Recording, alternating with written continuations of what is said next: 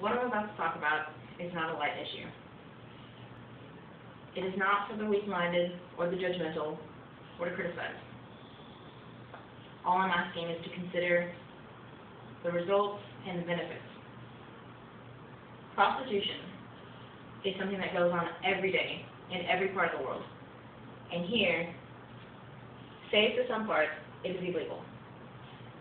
Putting all your judgment aside, listen to this fact. According to OnlineSchools.org, posted in May 2010, prostitution is the most dangerous job in the world. With 204 people out of every 100,000 dying, loggers and fishermen do not touch that number. So it's dangerous, to say the least. But if it continues to go on unregulated, it will just continue to grow.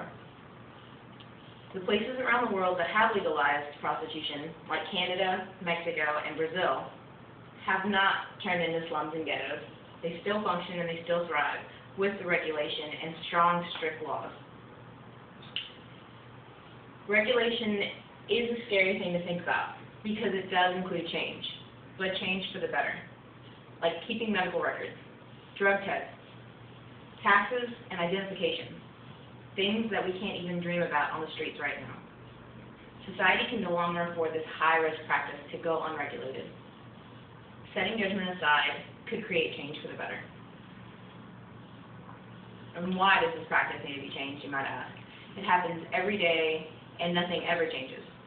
But, according to Donna Hughes, professor at Rhode Island University, 92% of women in prostitution want to get out, but can't due to lack of financial aid, criminal records, and fear.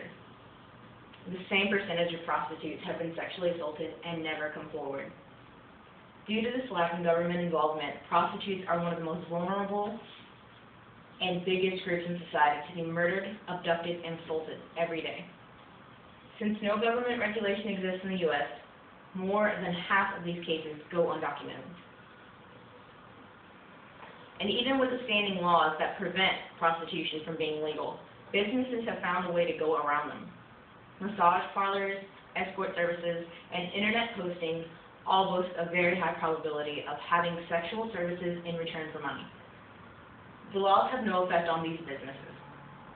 Over half of the cases that involve prostituting, the client is never charged with anything higher than a misdemeanor, whereas the prostitute is fully charged and prosecuted, creating an even bigger criminal record for her to go back on. A realistic solution. Making prostitution legal could have a multitude of positive factors. Legal brothels would have to provide tax returns that record every encounter, client, and goings-on from each worker. Identification would be required in order to prevent underage prostitution. Monthly drug tests would be administered, and any person to sell would be substitute to termination and/or legal action. There would be monthly medical checkups required for all workers in order to promote safe health and to stop the spreading of diseases. Condoms would be mandatory in all clients and workers. The protection of women would be guaranteed since surveillance could be kept. Pimps would no longer be in existence since prostitutes would no longer need protection on the streets. There is strong evidence to back this solution up. Nevada is the only state in the U.S. to have counties with legalized brothels. This has resulted in a more safer and cleaner environment. For example, the Moonlight Bunny Ranch has been open since 1955. Brothels in Nevada are regulated and follow these specific guidelines in order to stay in business. The women employed must be over the age of 18 to 21, depending on which brothel they're working at, and keep documents of every client they interact with. Their brothels must pay varying licensing fees depending on what county they are located in, ranging from $200 to $10,000. The women file taxes under the 1092 miscellaneous form.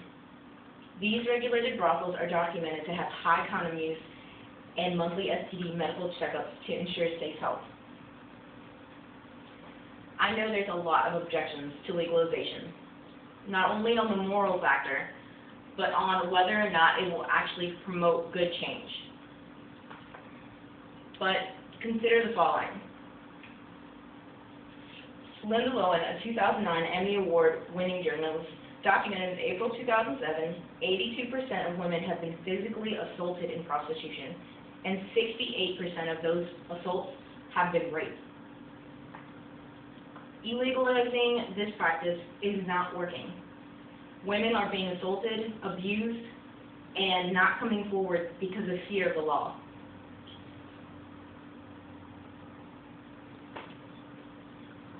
What to be gained and what to be lost from the solution?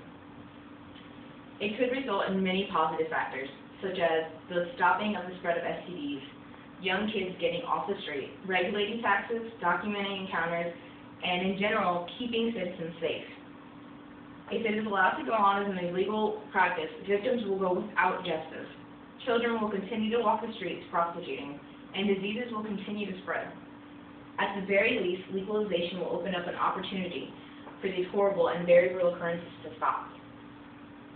Thinking critically about the solution. The prostitution is often looked down upon. The people who are involved in it are still human beings, and they deserve to be protected.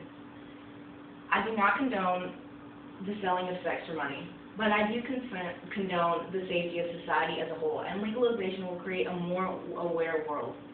This imperfect and unpleasant business is not going to become extinct because it is illegal, but rather grow more worse if there are no ramifications made to the system.